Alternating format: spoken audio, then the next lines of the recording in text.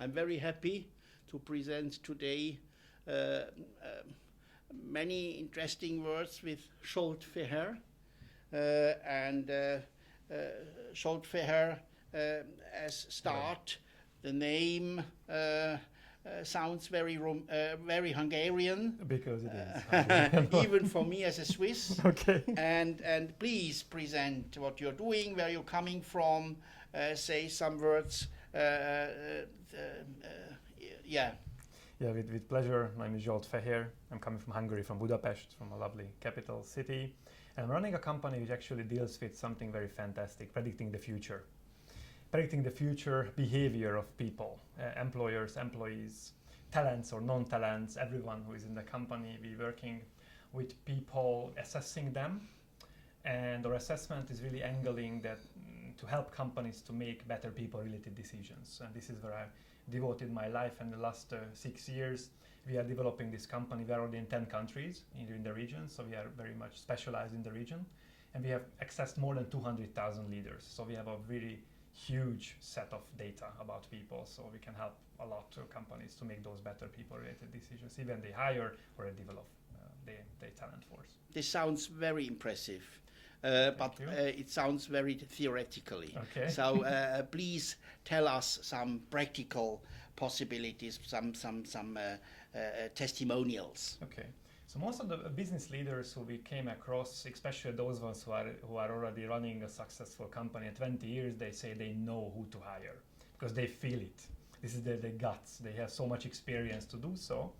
And we prove them that they're not necessarily right because there are so many so-called unconscious biases within the people, within the leaders. Unconscious biases means that what we think is good for us is going to be good for everyone, or what we think that we are good at something that shall be something which is going to be acceptable or it's a must to have for someone who we hire.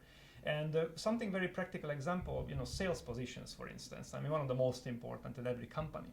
And based on our study, even just a general observation from people, they think that a very open, sociable person who is the star of the room, who is the best in telling jokes and so on and so forth, are the best salesperson. And statistics shows that from the personality element we usually look at, this is the least important. Wow. Something is more important, which we call prudence, when somebody is not only able to open the door and offering the product, but also going to be able to listen to the customer, understanding it, but still the process should drive everything. So if somebody is able to open sales negotiations but not able to close, they're not going to be successful. So for instance, selection of salesperson should not focus on too much necessarily on someone outgoing and the center of attention person, but someone who is able to lead a certain process. And this is just something very practical, which we many times feel that people or generally companies making wrong assumptions about this, and data proves something else. We are speaking about the field of talents, about the field of skills, competencies, qualifications.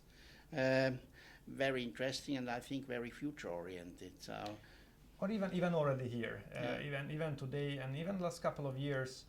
These phenomena, these words are flying around, and I think this is the time that everyone takes really good care of these issues. We know it, every society is based on knowledge these days, so it's not the machine, not to buy the best machine, not to buy the best land, but to have the best employees are going to make a business successful or not. So you have the right people on the bus, so to say, is essential. This is all. You cannot do anything else but to have the right person on the bus. And whether or not you're looking for a shop assistant or a CEO, for every specific job, there are very well-defined competencies which matters and actually distinguish between the worst performers and the best performers. And actually, for yourself, finding out what are those competencies which would matter for you. For instance, as I said earlier, for salespeople, rather prudence and process orientation might be more important, that you should start to tackle those. And actually, you don't need to start from large and from data analysis and all those already. At the interview, where you're asking the first set of questions from these individuals, you can very easily do it. Even if you just run a local grocery store in the corner and you're looking for a shop assistant, asking the right questions matters. Not just general things like everyone asks what are you going to do in 5 years and things like that. But for instance, we know that, let's say, for a shop assistant, it's also quite important to have people orientation in customer service. So you should ask for stories from this individual's life when he or she was acting customer oriented. A very exact, detail oriented example, because if the person is going to be able to come up with those answers and with those sentences, then it's already justifying one of the most important sentences in our business, which says that past behavior predicts best future behavior. Because even though we say people change, but they not intend to change that much. Yeah, you said identifying them, you said finding them, the real, the good ones, the right ones. Absolutely. So let us speak about the who. Who is a real talent, a real competent person for a specific position? How you can identify them and how you can find them? Of course, there are general answers of one of the fancier competencies are out there. And of course, at the same time, it's also quite important that every company determines who is going to be the best performers within that company. And there are several ways. What we always suggest, if somebody is going really deep in this, to look at three factors. One, looking into the potential of the person. How is that person going to act in the future? Also look into the opinions of the co-workers about that specific person, because that person needs to act well within the certain working environments. And the third option, or the third level, let's say, of the matrix is the performance itself. And of course, finding the performance indicators is very important. For a salesperson, it's easy. If you sell more, you are better than the others. For a secretary, that's maybe harder to find what are those things. But I think when we're really thinking through the processes and we say that, okay, no delays of paper, arrival of documents, all those items, again, can be identified for everyone. You don't need to be a large company. Even with a small entrepreneurship, you can start. And out of these three areas, obviously, in every area you need to perform the best, and then you are qualifying and you can be in the top of the position, whatever we talk about. Are you using them as technologies, or what are the technologies to use them to identify people like that? These days, since we have all the technology possibilities, it's recommended for someone already, I would say above, if you already have 50 people, I think it's already worth to use technologies. For potential, you can do all different online questionnaires, personality testing, cognitive testing. That's millions of out there, very easy to use. For assessing how people think about each other within the organization, you can use 360-degree survey, for instance. And for performance, you just need to look at the data you have. And here, of course, the key is and the most important of this is that another lovely phenomenon we use when we talk about data analytics is that when garbage goes into the system, garbage comes out. So you have to make sure that you're looking at those data which makes relevance in here. What we also suggest all the time to look into performance data is that who are the people who are taking the most vacations, who are the people who are coming in late, which in most of the companies is not easy but possible to monitor. And all these obviously putting together in a nicely working human resource management software. I mean, that's the ultimate goal. And that's our ultimate goal for everyone who really take all these items heavily into the daily agenda. Why does it worth for a business person to think about this? We are convincing every company and every leader that from a business perspective, making better hiring and making better development decisions, actually suddenly making HR not as a cost center but as a profit center. Because if you know that you are not only hiring mediocre people, you are okay with everyone who comes, because we know that these days it's really hard to find an IT person or find even cleaners or find workers in the line work, and so many of are not here. We know it's a big issue here, but I'm really a believer that finding the right person makes sense from business perspective. We have loads of data where we prove that hiring better, even call center agents who are actually that's another tip for someone who is in the business, that maybe over there, maybe not competency, but motivations are going to be an important element. So when you have loads of data and you can analyze and you can make sure and you can show that who are the people that are performing better, then you can put a dollar figure next to it.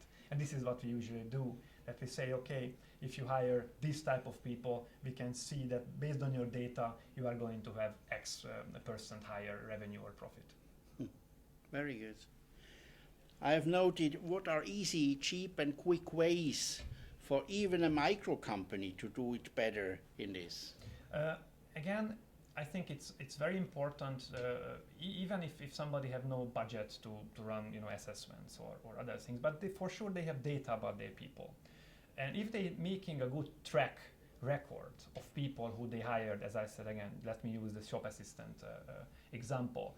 If they find out that who was the guy who was performing the most, and if they look into the areas of what was that person's specific behavior, how that person acted, what was the characteristics of that person taking vacations, sick leaves, and all those things.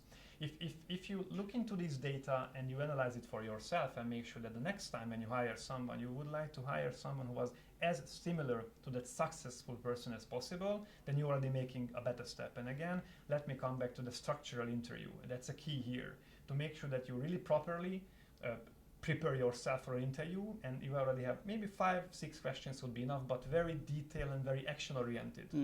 And always think about this factor that if somebody was acting in some way which you expect, very likely they're going to act the same way for your organization. This doesn't cost anything, just for someone sit down a little bit, think through the processes. So that what you are telling us is not only something for huge companies with human resource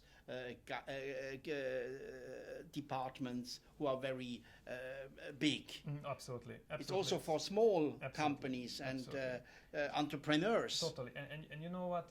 My firm beliefs in the market is that for them it's even more important, because when you have 1,000 people, you can make some mistakes in the hiring. If you have 50 bad hirings, okay, you survive. But when you run a small car repair shop and you have only 2 assistants and both of them are bad, you're going down of business. You're going out of business. So it's even more important. And unfortunately, I know it's not easy on a day-to-day basis to think about this, but I know, because data tells that following these processes is even more important for the small companies. Let me just bring in one more example, just going to the practicalities. We work a lot with small IT companies, like 20, 30 people IT companies, who typically you don't think that they're coming to us, to HR consultants, but they do. Because they have a big problem, they have lots of work and they would like to extend the organization, but they don't find good middle management level. Because what they do, that they are promoting their best professionals to be leaders. And we perfectly know that talking about competencies, you need different competency set for a professional and different for a leader. And for them, it's a life for that issue to make sure that they can grow the organization. For my last questions, I want to focus the eyes into the future, and want to have a look to the key and core competencies for business leaders in the future. What are your recommendations as an expert? Which key and core competencies you see are very important for the very near future and for a middle future? The near future is already here from this perspective, and the big it's today. Absolutely, it's already today or even yesterday. Yes. It's the digital competencies. And digital competencies which actually requires a little bit different set of leadership skills. And it's very tricky, because so far we said that a leader has to be emotionally very stable, that person needs really high ambition to go forward and know to where to go to, middle level of let's say personal orientation, and middle high level of prudence and day-to-day processes. What comes into the picture is really to be open and be strategy driven and be open to always to new ideas and always to change. And the problem comes with a possible contradiction, which sometimes you can even see it in different advertisements, job advertisements, when somebody is looking for an extremely punctual, creative person. You don't find too much of those. But still, from leadership perspective, very likely you need to find those guys. And that's going to be a big challenge for everyone these days, when startups are ruling the hype of the economies. And we already see that multinational companies realizing this. And within the big multinational structure, they're creating small laboratories of startups. And they're hiring desperately these set of people. So besides obviously all the knowledge of IT, which for sure is going to drive. So if anyone wants to change career, it's time to start to learn coding. That's going to be job for sure for 100 years to go. platform competencies and this very specific openness, and at the same time still keeping high level of emotional intelligence and still the daily process management. It's a tricky one. It's a tricky combination, but this is what's going to be needed. Okay. Many thanks. Thank you very much. So, Scholt Feher was a very competent TV show with you in this direction, and I'm happy that I've learned, and I'm sure many people as well. Thank you. Thank you very much.